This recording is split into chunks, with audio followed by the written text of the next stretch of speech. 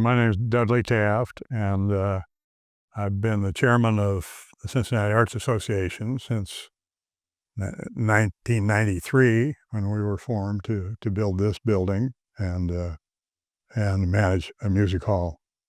And it's been a great run.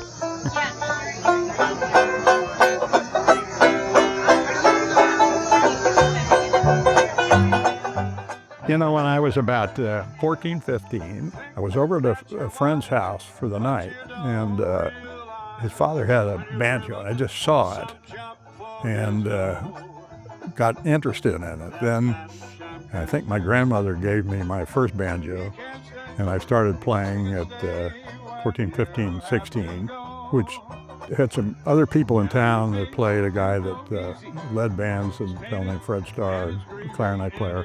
He also went to Yale, where I went, and formed a band that we played there. It was called the Tin Rainbow Jazz Band. We played there for 4 years. So we got a lot of playing in. Then when I came back here, there was a guy named Jim Casey, who was kind of multi-talented. He played piano and he also played banjo and stuff. So we had a banjo group, which morphed sometimes into a full Dixieland band. And then my son maybe was inspired by playing, and he started playing. Of course, he wanted to play rock music, so he ended up playing guitar. Everybody that's performed knows the nice thing about being recognized and getting a little applause once in a while.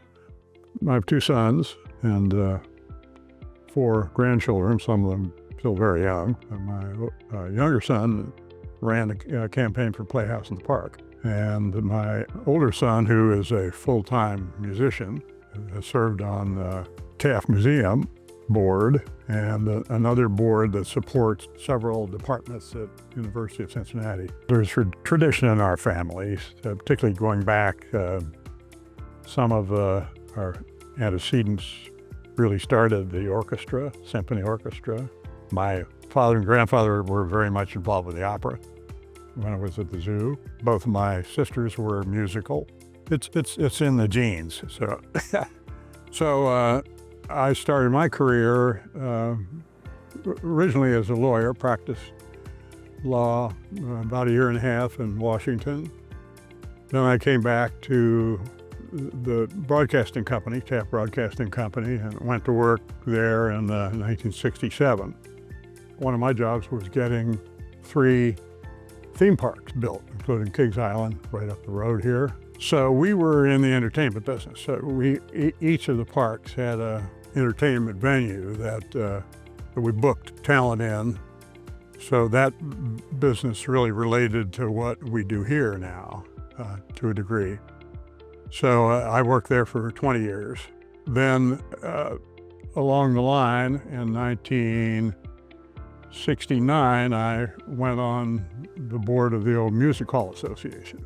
I also served on the predecessor to the Artsway board, the Institute of Fine Arts, and chaired their campaign back in the middle 80s.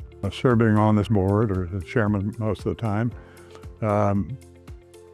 is working with people mainly, and our people on the board and the other entities that we interact with, and trying to solve problems.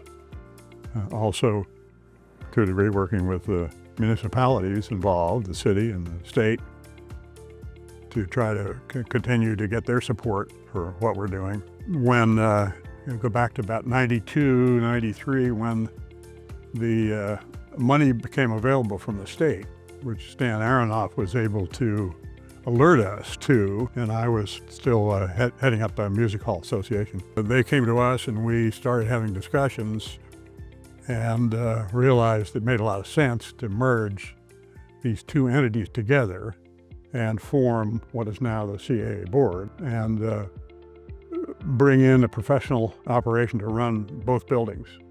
And that turned out to be the very best thing we could do.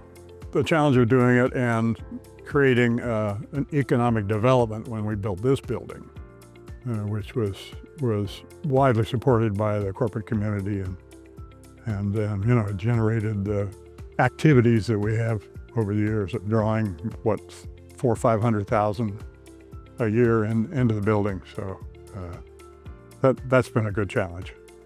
But it's really getting along with people and helping to get them supporting the direction you're going into and what you think's right. One thing we do have with our long-serving board is a very collegial situation, and people who can step in and help when necessary. And whatever we've done here and been successful is certainly not solely my doing, because we've had other people very much involved. Something we came up with early, BDAC, in other words, creating diverse audiences, creating programming that is appreciated by diverse audiences in the community. I think we've done that pretty well, but we also reach out through our education program and do outreach in the community and try to draw them in as future audiences. Of course, that's very, very important for long-term sustaining of the arts. And where we can do it, and that through the education program, probably mostly, get them involved early and get them interested. That makes it all continue to work. One of the things we can look back on, a sense of accomplishment, is making sure that we can put on the best possible shows, linking up with other providers, and then doing some promoting ourselves to bring in world-class talent to this venue so that the community can really thrive on what we're doing. So I think that we've accomplished pretty well, I think. How would I like to be remembered for what I'm doing? I think as someone who